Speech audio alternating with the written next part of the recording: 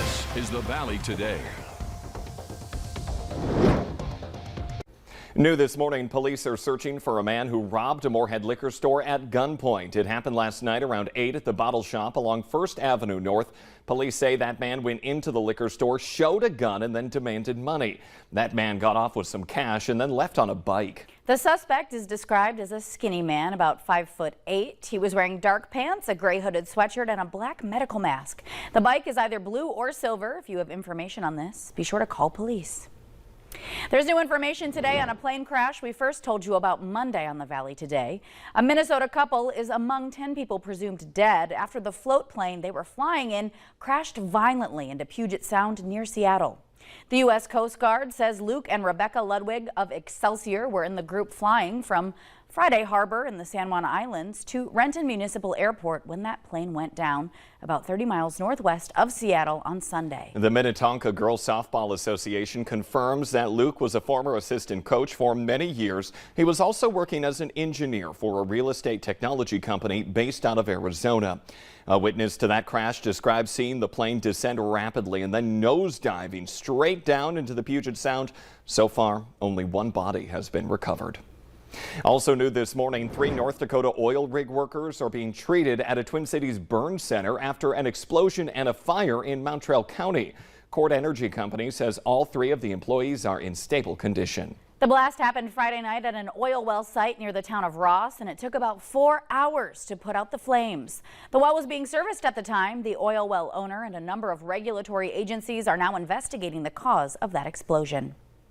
Some Grand Forks schools can't seem to beat the heat this week. Lewis and Clark, Nathan Twining, Valley, Viking, and Wilder shut schools down yesterday because of the high temperatures and will do so again today and tomorrow. And they'll dismiss again at noon, and all elementary and middle school athletic activities are canceled. High schools are operating as usual, though.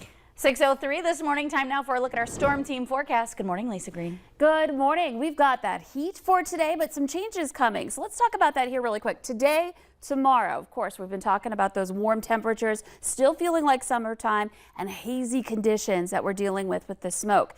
And that will clear out as we've got our next system moving in Thursday night and into Friday and Saturday. We're looking at a chance for some showers, some cooler temperatures coming in, and hopefully we can get some of that overhead wildfire smoke out of here. It has been kind of trickling its way into the surface in some spots, so we'll keep an eye out for that on our air quality this morning. Right now, we're looking pretty good in Fargo. We've got conditions that are cool, though, for parts of the valley. In fact, Bemidji is at 46 degrees. It is 49 in Grand Forks, 54 in Fargo, and Jamestown's at 50 degrees. We're looking at 57 in Detroit Lakes, and Devils Lake is at 54 degrees. Here's your forecast for today. Temperatures ranging into the 80s coming up. So we're looking at 83 degrees your high, mostly sunny with that hazy sunshine, and temperatures that will be warmer to the west and not as hot, but still warm toward the east as well.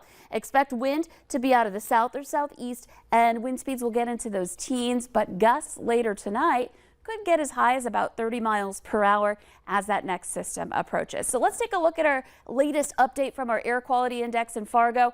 So far, not terrible. We are at 68, which is on the low end in this yellow category here, and that's moderate. And what that means is if you are unusually sensitive to the wildfire smoke, you may want to limit your outdoor activities here for today. But overall, a lot of this is staying aloft again, and let's hope we can keep it there in the forecast for the next couple of days. More details on that system to come in just a couple of minutes. Yeah, a lot of things to go over this morning. Lisa, thank you.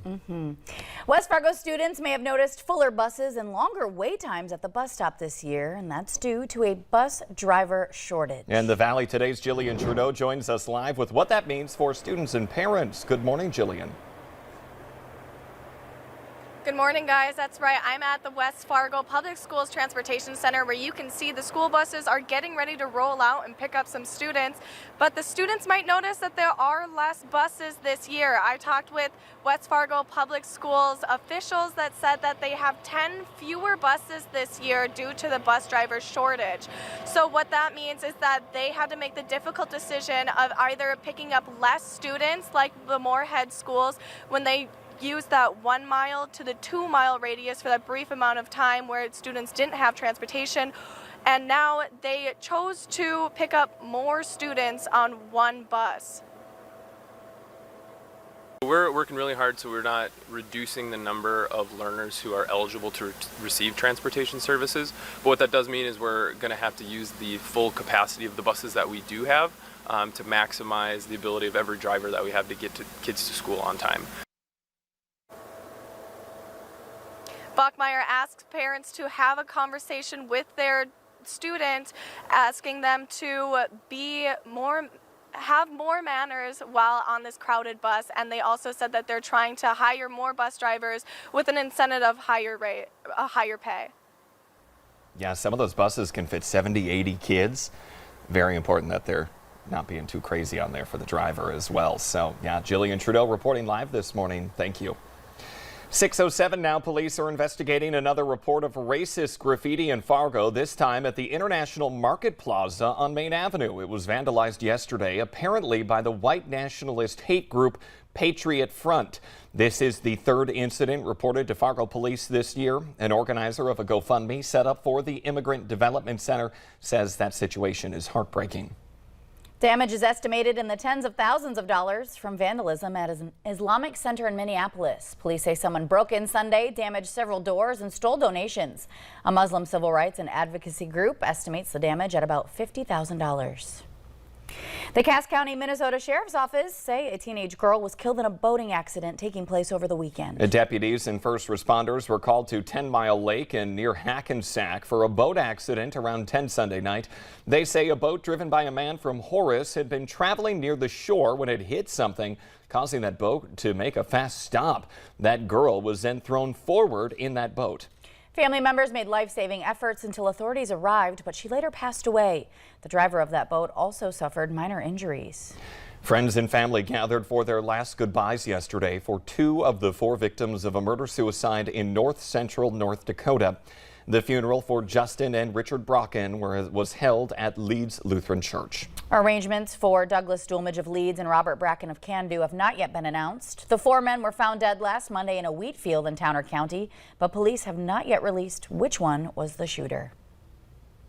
The death of a runner in Tennessee has athletes all over rethinking their jogging safety. Valley News Team's Nishay Taylor spoke with local experts about how you can stay safe.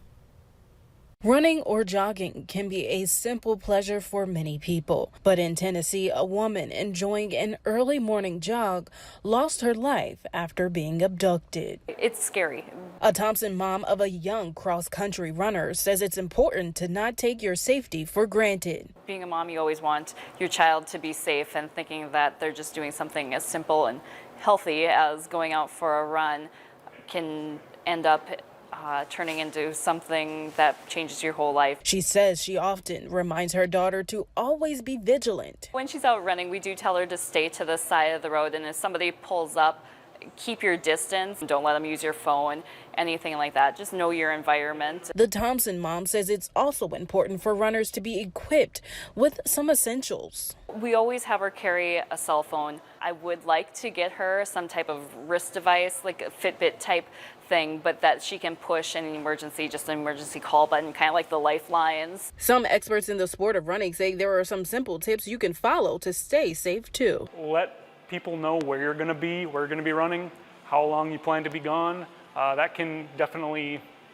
help others pinpoint your location. Running with a friend could also be an option, or participating in group sessions. That's where you get to meet other runners like yourself. Running in a group, people feel much safer that way. You can also carry certain items that might help save your life. You can run with like pepper spray or little rings with knives on them, or a little tiny pinprick. Anything to protect yourself. And considering the time of day could also be crucial. Some people, that is their only option, to run either very early or late at night. The safest options would be during daylight. In Grand Forks, Nishay Taylor, Valley News Live. Following the recovery of Fletcher's body, charges against that suspect were then upgraded to murder. 6:10 now. Travel is back post-pandemic, and one of the biggest surges is in the cruise industry. Oh yeah, later on the Valley today, how cruise lines are going big to lure you back on board.